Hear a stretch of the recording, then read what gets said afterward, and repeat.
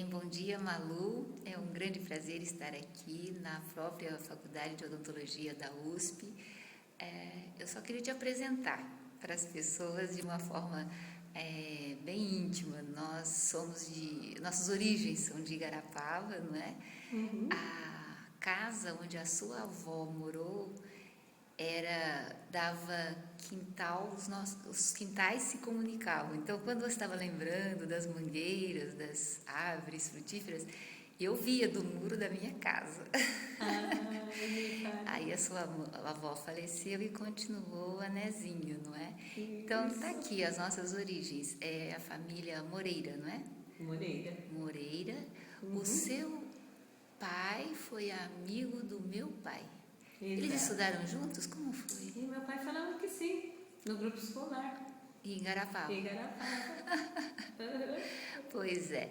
E aí eu estou aqui para gravar esse projeto lindo, Envelhecer Sorrindo. Vai ser postado no blog que tem o caminho lá, www.querovivermelhor.com.br, e eu procuro identificar as pessoas que não só são excelentes profissionais, como é o seu caso, mas que encontram uma forma de ajudar os outros e fazer da profissão uma função social importante. E acho que você identificou isto. Esse pouco tempo que conversamos aqui, antes da entrevista, já foi suficiente para ver como você está realizada e quanta coisa importante surgiu de um projeto inicial. O importante é começar, não é mesmo? É verdade. Então, vamos lá agora, já falei bastante. Você é professora de prótese, um pouquinho só sobre a sua formação aqui na faculdade, a sua carreira acadêmica aqui. Uhum. Eu sou do departamento de prótese e me formei em 78 e continuei sempre nesse departamento. E prótese implica em colocar o que se perdeu, né? Então, se você perdeu um dente, você põe uma prótese unitária. Se você perdeu alguns dentes, você põe uma prótese que pode ser fixa ou removível. Se você perdeu todos os dentes, você coloca uma prótese total. Essa prótese total, ela pode estar sobre implantes hoje em dia, né? Ela pode estar sobre implantes hoje em dia, mas tem muito paciente na terceira idade que não pode colocar implante porque ele já tem problemas de saúde que impede que esse implante fique bem fixado. Então, nós trabalhamos sempre com a hipótese do paciente, da condição que ele nos traz. Então, muitas vezes nasceu algum tecido que está mais, a gente não tira, né? Porque uma cirurgia podia implicar numa cicatrização mais complicada de um paciente diabético. Então, a nossa realidade é trabalhar a partir daquela condição que nós temos.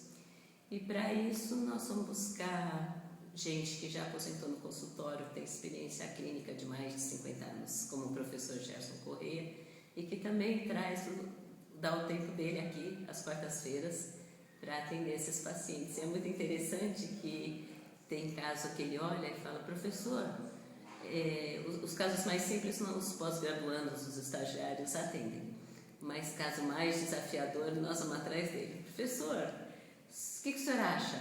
Daí ele olha e fala: pelo amor de Deus, tenho mais de 50 anos de consultório e nunca vi nada disso. Não sei se está certo.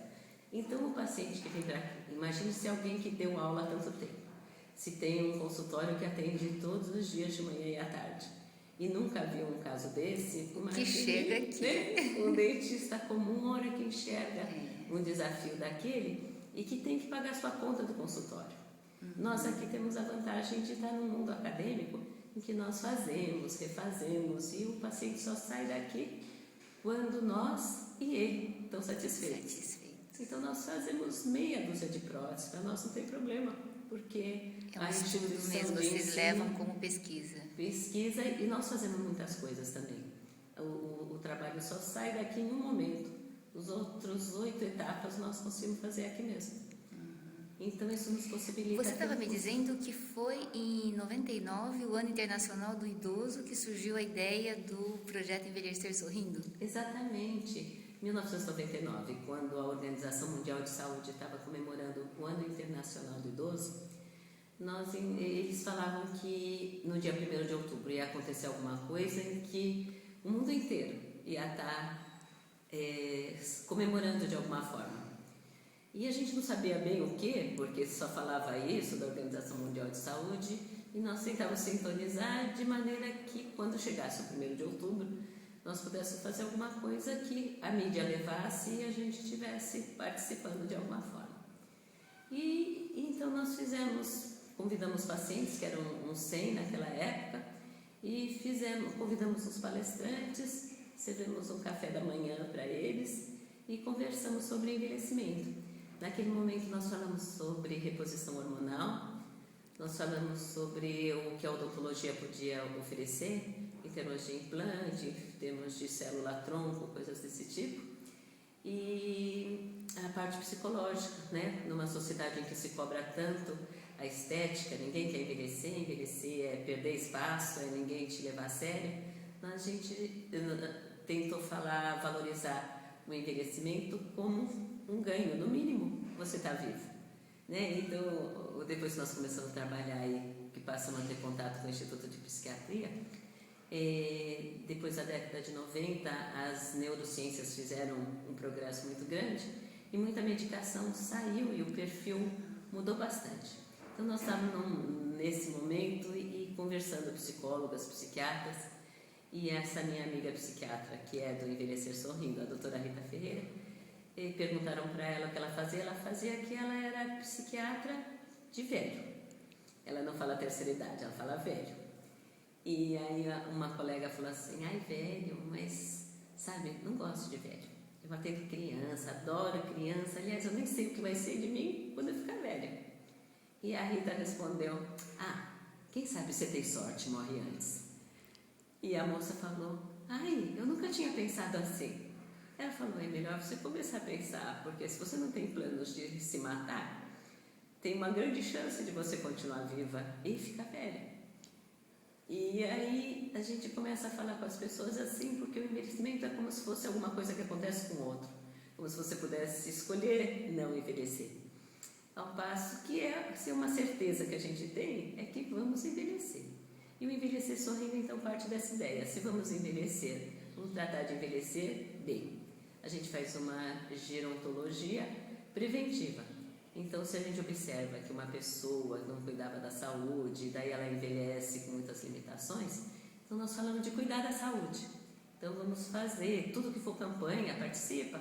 Eu não tenho nada, mas nas campanhas acontece de descobrir muita coisa. Não sabia que era diabética, não sabia que era hipertensa, não sabia que tinha catarata. Mas então saiu da saúde bucal, passou para outras áreas. Passou para outras áreas, porque nós percebemos que a saúde bucal não dá para ser uma boca. O paciente é uma pessoa inteira.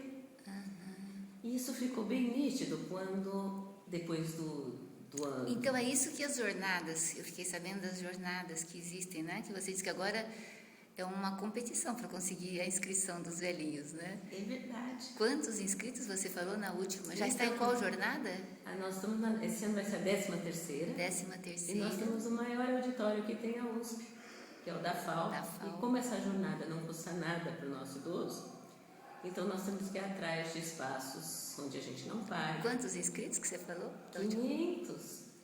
Já tem excursão que vem, que espera. Então eles já conversam com a secretária. Então os assuntos são os mais variados. São os mais variados. E nós colocamos um papel para sugestão. Então eles sugerem, eu queria ouvir sobre isso. Então a gente faz, são só 3 palestras para não ficar muito cansativo. Sim. E tem atividades lúdicas. Tem um professor da educação física que é bárbaro. Ele fala da importância de mexer com o corpo. E aí o idoso pode dizer, mas eu não tenho dinheiro para pagar academia, mas eu não posso sair de casa porque eu estou olhando meu neto. Entendi, não tem desculpa. Não tem desculpa. Então ele fala, TV você vê, não é? Novela você vê. Então ele dá essa atividade para os 500 sentados no auditório. E é bárbaro você ver. Então ele mexe o braço, mexe a perna, faz tudo sentado. E é bárbaro, como eles esperam. E ele põe no telão, cada ano ele faz Quais os temas que foram abordados, assim, que mais chamaram a atenção reiteram alguns temas? Não, a gente sempre inova. Sempre inova. E a gente procura saber o que tem, né, que a população idosa faz, e a gente traz então, tipo na abertura, tem o hino nacional com que tocou violão, que ficou muito legal. Tem um outro senhor que não tem uma perna e que rema, e ele toca violoncelo. Superação, né? Superação. Exemplo de superação. Exato, exemplo de E quais superação. temas que vocês abordaram? Nós abordamos já, deixa eu ver se eu vou de trás para frente. Então teve o ano do centenário da imigração japonesa. Então esse ano foi todo baseado nisso. A decoração foi nessa. Tem muitos idosos orientais do CPUSP, e eles são parceiros excelentes. Eles fizeram o origami, o tsuru, e deram as boas-vindas para todos os idosos. Eles fizeram o bentô também, para ter certeza que era tudo muito fresco. Naquele ano nós estamos com 300 idosos. Então fizeram a salada de cada fruta. Ano cresce. E esse dos procurados? Me mostra aqui.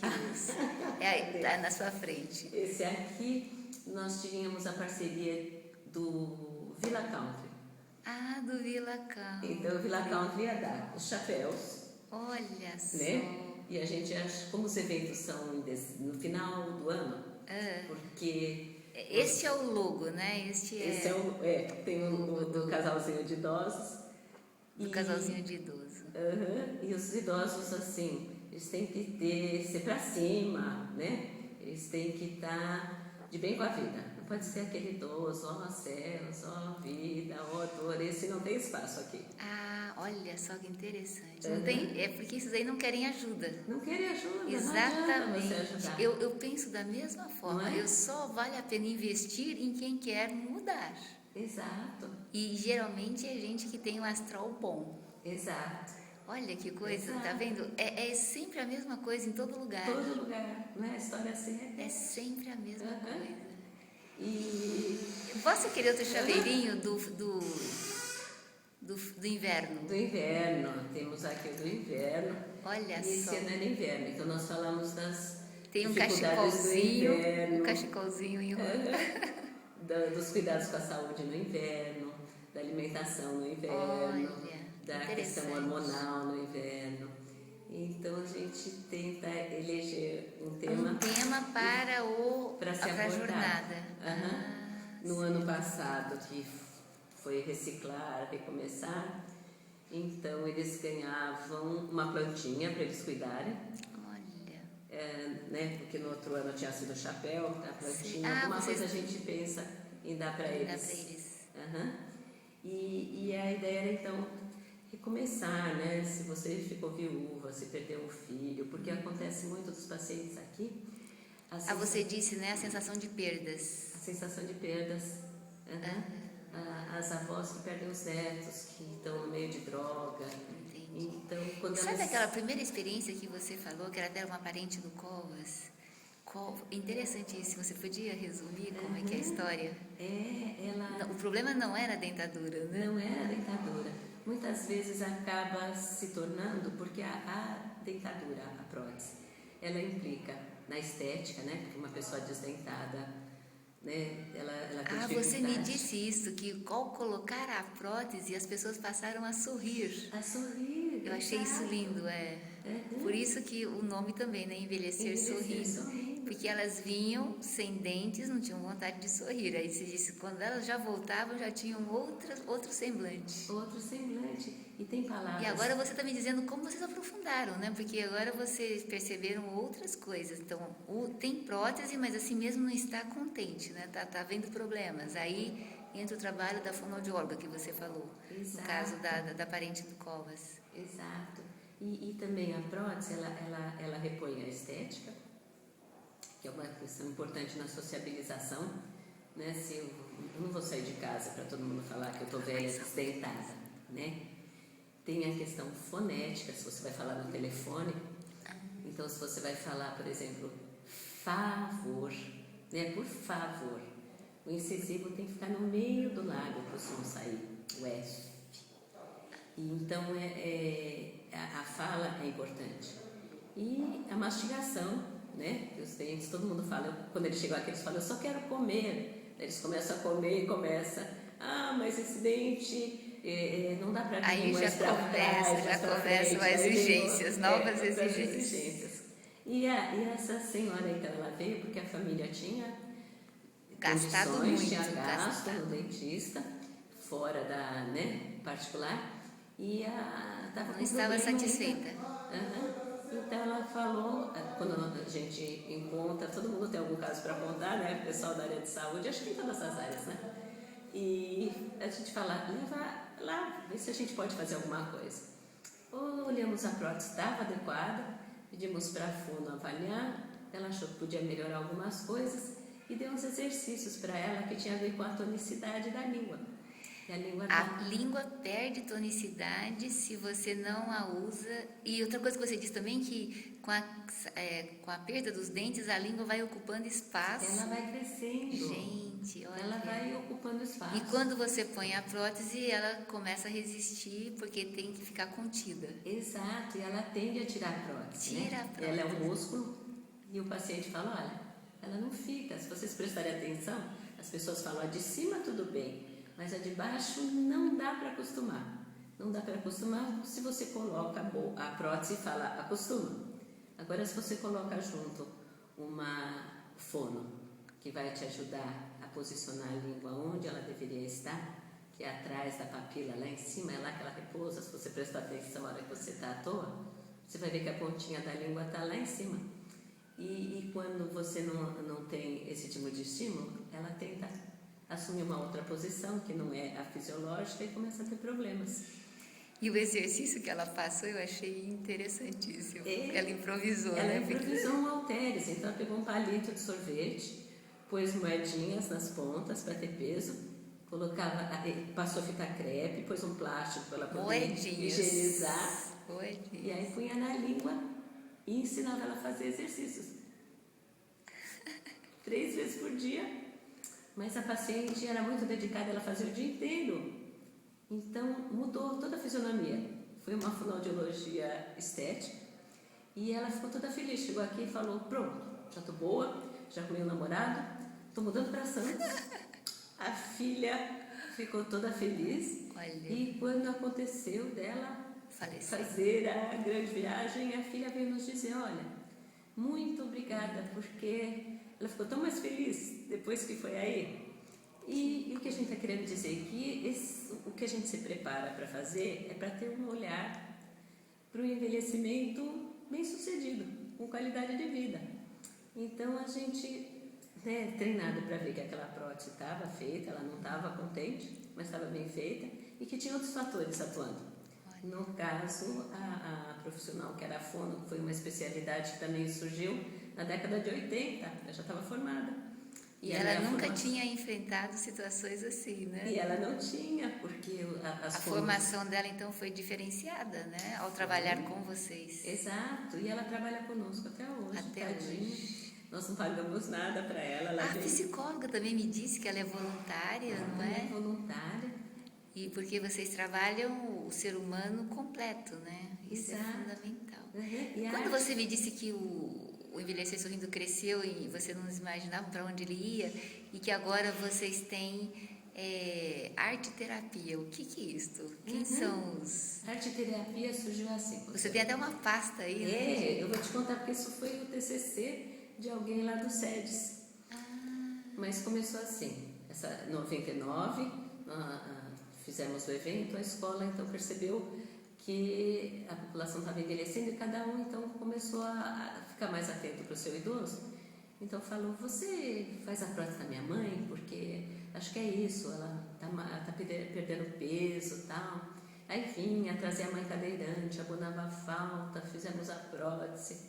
E nós fazemos a prótese e ela começa a funcionar quando a pessoa começa a usar. Porque enquanto ela vem e molda, não tem toda a dinâmica, né, da fala, da mastigação e tudo. Então, a paciente não usava a prótese. E conforme usa, você vê que ela vai ficando vermelhinha, a gente desgasta ali e a adaptação é feita aos poucos. Porque se você for tirar de uma vez, é como se fosse a perna de uma mesa. Se você corta muito um pé da mesa porque ela está bamba, depois para você acertar de novo aquilo é muito mais difícil. Então ela machuca um pouquinho, a gente desgasta um pouquinho e assim nós vamos ver. E essa senhora vinha e ela não usava, não tinha marca nenhuma. E aí nós explicamos para ela que precisaria usar, porque senão ela quer avisar se a filha não vem, porque está perdendo tempo, não dá para fazer nada. Então nós combinamos com o paciente, se acontecer 3 vezes, na terceira vez nós vamos chamar a filha e vamos explicar o que está acontecendo, porque senão ela vai dizer, eu levo E não está está resolvendo acostumando, nada. então nós vamos contar. E chegou esse momento de a gente falar para a filha, está acontecendo isso, sua mãe não usa, se sua mãe não usa, não precisa trazer. Você pergunta para ela se ela usou, se ela não usar, você não precisa trazer, porque não tem o que fazer aqui. Aí a filha virou para a mãe e falou, mamãe, você faz isso comigo, você me faz faltar, não me atrapalha, vir até aqui, e você não usa. Eu não sei mais o que fazer. O meu irmão deu dinheiro para fazer a prótese, ele acha que eu fico com o seu dinheiro porque você não usa, você está perdendo peso, você isso, você aquilo. Aí a mãe falou, eu não pedi para fazer prótese, você e seu irmão que resolveram, ninguém perguntou se eu queria. Se você quer saber, desde que seu pai morreu, eu não quero mais viver, a vida acabou para mim, não tem mais graça nenhuma. Aí eu olhando aquela conversa, falei, isso não é odontologia, não é? É uma filha que quer ajudar uma mãe com um sentimento de culpa porque o irmão que pagou, alguma coisa misturada que não é odontologia. Aí fomos no Instituto de Psiquiatria. O fato da gente estar na universidade nos possibilita fazer esse tipo de coisa, né? Interdisciplinaridade, que legal. Já é o 3º caso que acontece isso. Nós temos uma demanda reprimida dos 300 pacientes. E a gente escolhe os que mais, não vai usar. os mais complicados. Não é? Vocês têm um jeito de nos ajudar com essa triagem? Aí ela falou, sim, nós temos um projeto de sala de espera que a gente está querendo pôr em prática. Então é uma terapia que não fica fechada numa sala, que interagem todos os idosos através da arte, em que eles conversam, em que eles colocam os problemas, em que eles trocam, e ela pode ser interrompida a qualquer momento. E vamos fazer? Vamos. Daí mandaram para cá estagiários. Escuta, então a arte-terapia é para vocês ajudarem a escolher, fazer a triagem adequada dos pacientes. Exato, e também porque o paciente chegava e queria contar muitas coisas. E a hora que chegava do atendimento, o tempo passava, falava, não tem importância, precisa tratar hoje.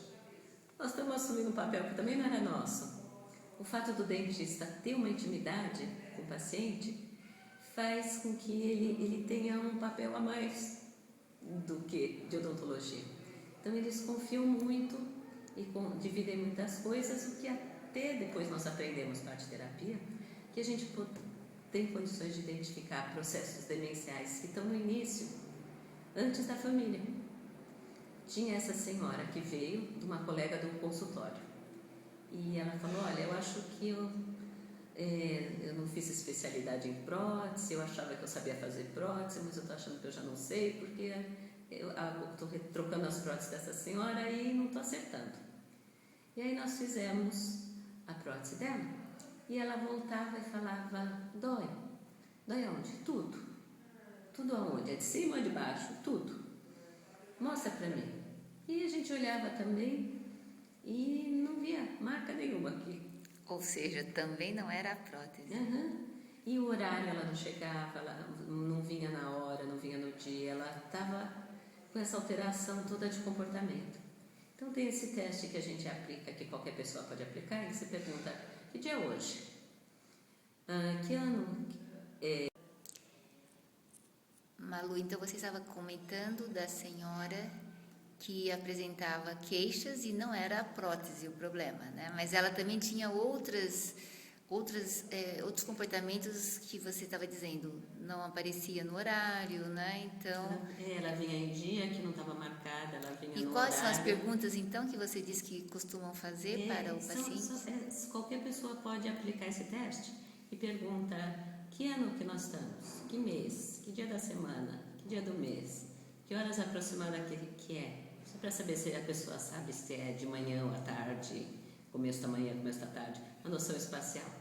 E vai avaliando o cérebro de várias maneiras, de forma que no total a pontuação máxima é 30 e ela tem uma pontuação para quem tem nível universitário até 25/30 é normal, quem fez até o colegial 18/30 é normal, para quem é analfabeto 13/30 é normal. Então você tem uma escala que você avalia se o paciente sai muito daquele parâmetro, e depois você não vai fazer diagnóstico de processo demencial, mas você vai falar para a família, olha, se fosse minha mãe e meu pai, eu ia avaliar mais profundamente isso. Isso é só pode ser que não tenha nada, mas pode ser que tenha alguma coisa, porque a medicação nessa área, ela funciona no início do processo.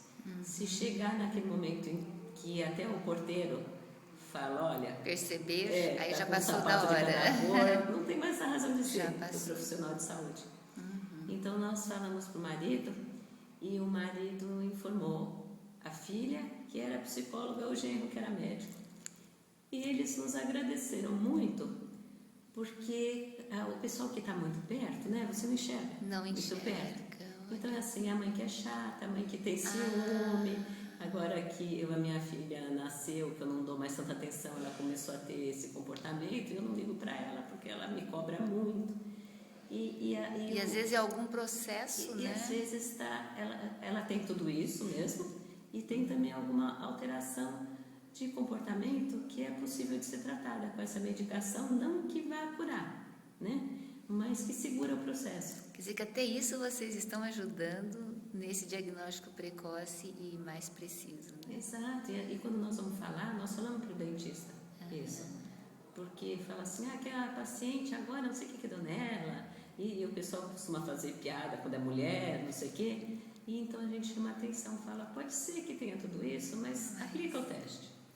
Depois que pontuar, você faz os seus comentários, mas a princípio seja um profissional da área e tenta ver o que tem. Em geral, as pessoas não se queixam por queixar. Olha. Elas têm mesmo algum motivo, às vezes até um caso que a gente não estudou. E os familiares não dão importância, não é? O meu marido, que tem uma clínica na periferia, ele estava impressionado que quem leva os idosos para consulta são os vizinhos. E aí ele pergunta, mas ele não tem parentes? Ah, doutor, mas ninguém aparece lá.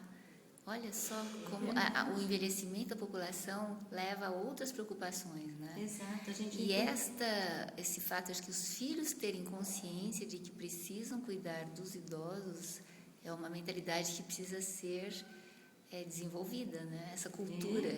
Nós não estávamos acostumados com uma geração de idosos. Exato. Né? A gente entende. Eu também gostei muito desse seu projeto, porque ele é muito inovador e avançado, né?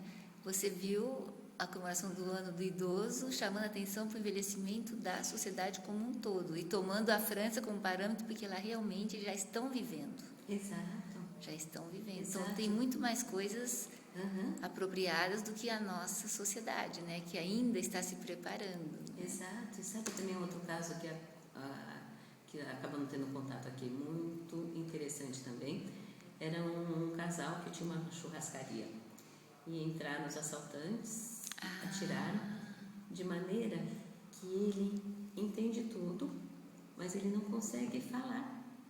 Depois desse trauma. Exato, ficou como sequela.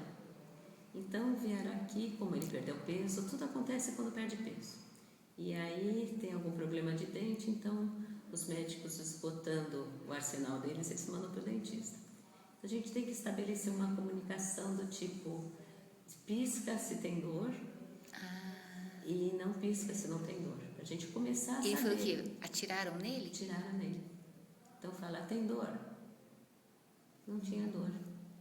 E você vai perguntando, né, para tentar ver onde você pode intervir.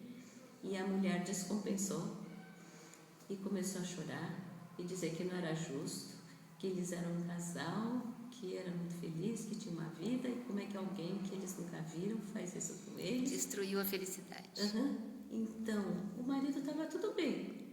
Ele até olhava para baixo quando ela falava, chorava porque ele escutava. Ele só tinha afasia, ele não conseguia falar.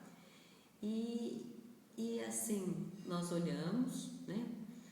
Não tinha nada que justificasse, talvez uma higienização, alguma coisa assim, mas o cuidador, a gente percebeu também que é uma pessoa que está precisando de muita atenção. Que era a própria esposa. No caso, era a própria esposa, que pode ser uma filha, que pode ser um neto, aquela pessoa que tem uma ligação. Ela tem que estar com o idoso. preparada também para cuidar do idoso, né? Ela tem, porque ela quer, muitas vezes, né? Ela quer, Mas ela ela gosta, não sabe. ela tem afinidade. Então a gente tem que estar preparado para ajudar o cuidador a poder cuidar do seu idoso.